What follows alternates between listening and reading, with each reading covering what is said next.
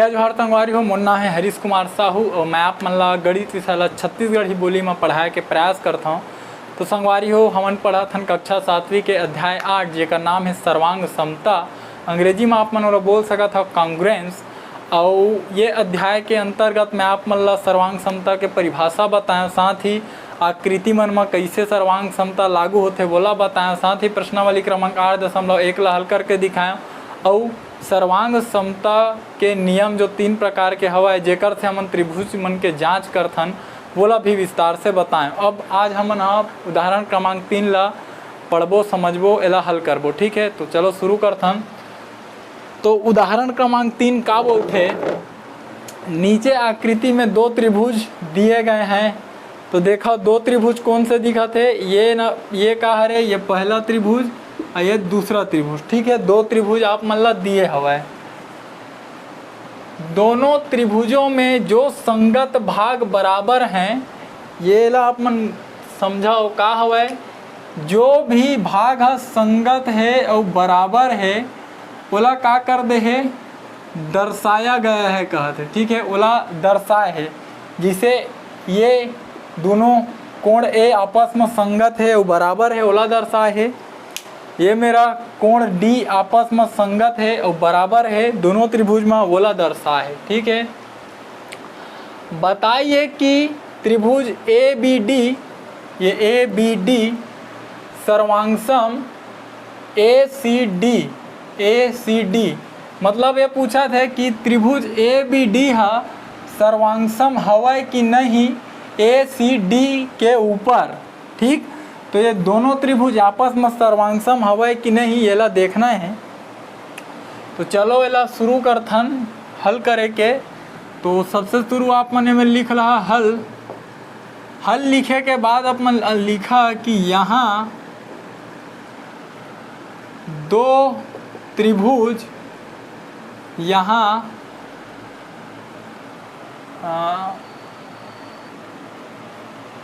कौन कौन से त्रिभुज बन रहे हैं। यहाँ त्रिभुज ए बी डी और त्रिभुज ए सी डी बन रहे हैं या फिर दिया गया है, ऐसे भी लिख सकता हो। ठीक है, बन रहे हैं जिसमें प्रश्न का बोले है कि जो भाग है संगत और बराबर है ओला का करे है वह दर्शा दे है। तो एकर से ये समझ आते कि ये कोण ए संगत हवे दोनों त्रिभुज में और बराबर है, और कोण डी भी संगत है और बराबर है। ठीक है, तो सीधी सी बात है। जैसे आप मन ला और ज़्यादा स्पष्ट कराऊं तो जिसे 2 ठो त्रिभुज के बात कर लेथन। त्रिभुज ए बी डी में, और ए में लिख देता हूँ मैं, यहाँ त्रिभुज A B A C D में। ठीक है, ए सी डी में दोनों त्रिभुज के बात करथन। ठीक है, तो मुख्य रूप से सर्वांग समता में का करना है, आप ला रखे बर आना चाहिए। तो ये वाला त्रिभुज ला उठा के एकर ऊपर रख दो या एला ओकर ऊपर रख दो। ठीक है, तब जाके एक दूसर ला बराबर ढकी। तो देखो ये में का हवाए, ये वाला त्रिभुज में कोण ए हवाए। ठीक है, और कोण बी हवाए और का हवाए, कोण डी हवाए। ठीक है, तो ये ला अपन भूल जाओ, कोण बी ला भी, और का हवाए एक ठो भुजा ए डी हवाए। ठीक, ये वाला त्रिभुज ला देखाओ, एमा भी कोण ए हवाए, कोण डी हवाए और एक ठो भुजा ए डी हवाए। कोण ए हवाए और कोण भुजा ए डी हवाए और कोण डी हवाए। ठीक है, तो दोनों त्रिभुज में ये चीज मन का हवाए उभयनिष्ठ है, कॉमन हवाए। कहे के अर्थ ये है कि ए के मान यदि कुछ भी आप मन रखा हो उसके कन ए के मान का रही उमर ही काबर स्पष्ट बोल दे है कि वो का हुआ संगत भाग बराबर है। तो ये दोनों भाग ला दर्शा है, तो दोनों त्रिभुज में कोण ए के मान का हवा बराबर है। ठीक है, तो ये दोनों का हो गए, ये बराबर हवा और संगत हवा। उसने ये डी भी ला का करे है दर्शा है, तो डी के मान भी बराबर है दोनों त्रिभुज में और वो मन संगत है। अब एक भुजा बन जाते ए डी का हवा जो दोनों में हवा, इहू में ए त्रिभुज में देखबे तब होल ए डी भुजा ही और ये त्रिभुज ले देखबे तब होल ए डी भुजा ही। तो वो का हो गए उभयनिष्ठ हो गए, और उभयनिष्ठ हवा तो का हवा ओकर कोई भी मान रहा है। यदि 5 सेंटीमीटर लिखा तो इहू त्रिभुज पर 5 सेंटीमीटर हवा, उहू त्रिभुज पर 5 सेंटीमीटर हवा। और साथ ही जब आप मन पलटा तो ए डी ला ही ढकी, तो का हो ही ए डी उभयनिष्ठ हरे, एकर से ती वो संगत भी हवा और बराबर भी हवा। तो ये प्रकार से थोड़ा से स्पष्ट करें हो, साथ ही अब लिखे के प्रयास करथन।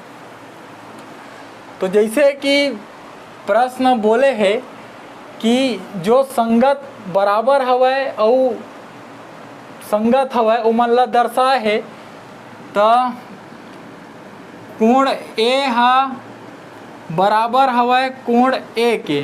कैसे बराबर है, काबर ए खुद बोले है कि बराबर है तेन मन ला दर्शा है, तो कोण ए बराबर है कोण ए के। ठीक, और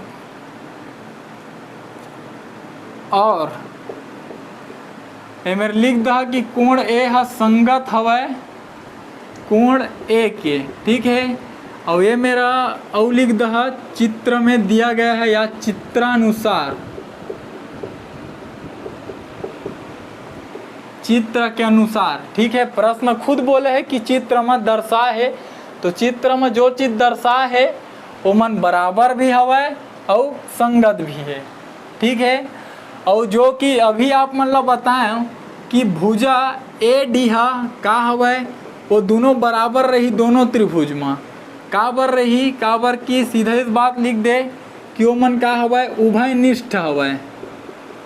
ठीक है, और जब उभयनिष्ठ है तो मन का रही संगत भी रही दोनों भुजा हा। इहू त्रिभुज में आवत है उहिज भुजा हा, और इहू त्रिभुज में आवत है उहिज भुजा हा। एकर से ती उभयनिष्ठ है। जब आप मन संगत बार इसे मोड़ा तो ए डी ला ही ढकी।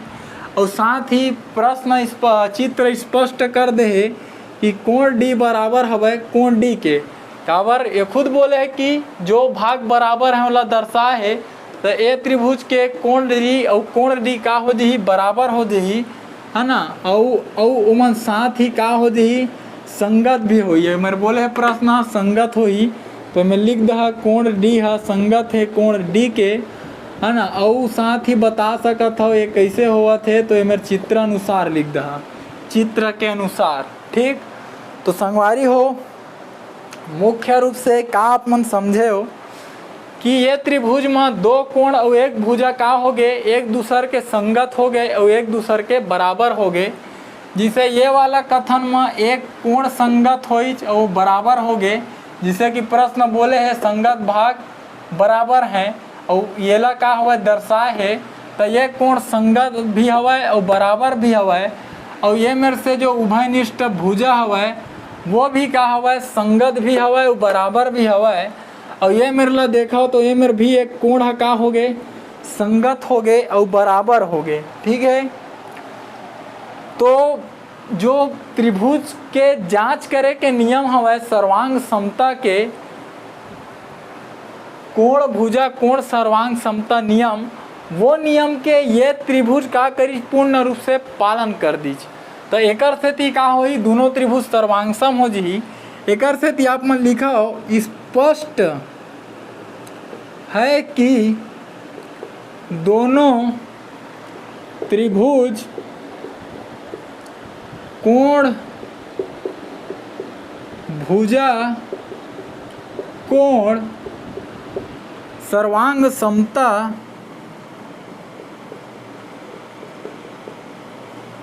नियम का पूर्णतः पालन करते हैं। ठीक है, दोनों त्रिभुज क्या करते हैं, ये वाला नियम के पालन करत है काबर ही कर दोनों त्रिभुज के कोण और दो कोण और एक भुजा बराबर हो गए, एकर से ये नियम के पालन करीच। और जब पालन करी तो मेरे लिखा हो अतः ये वाला जो त्रिभुज हवै त्रिभुज ए बी डी ये सर्वांगसम हवै काकर त्रिभुज ए सी डी के। ठीक, तो संगवारी हो ये प्रकार से का हो गए स्पष्ट हो गए कि जो त्रिभुज हमर में पूछे है प्रश्न सर्वांगसम है या नहीं, तो सर्वांगसम है। ठीक है, और कैसे सर्वांगसम है, तो ये कोण भुजा कोण सर्वांग समता नियम लागू हो गए।